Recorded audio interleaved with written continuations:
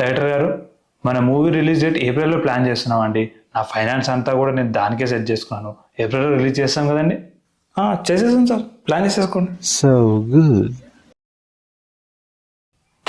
అబ్బే, మన మూవీ ఈ మంత్లో రిలీజ్ చేయలేమండి.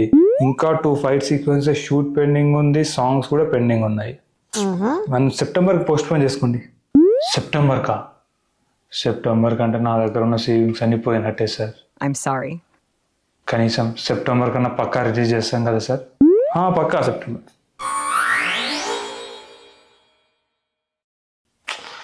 సార్, ఒక సీక్వెన్స్ మనం అనుకున్నట్టు రాలేదు సార్. అది మళ్ళీ రీషూట్ చేయాలి సార్. మనం సెప్టెంబర్లో రిలీజ్ చేయలేం సార్. డిసెంబర్ వేసుకోండి. డిసెంబర్ అంటే ఇంకా నా ఇల్లు కూడా పోయినట్టే సార్.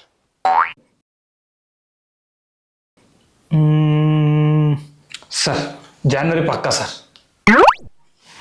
నా కార్ కూడా పోయింది సార్. ఫిబ్రవరి సార్. మా ఇంట్లో ఉన్న బంగారం కూడా పోయింది సార్. సార్, ఏప్రిల్ పక్కా సార్, పక్కా 100% రాసి పెట్టుకోండి మీరు. నా ఒంటి మీద బట్టలు కూడా పోయినాయి సార్.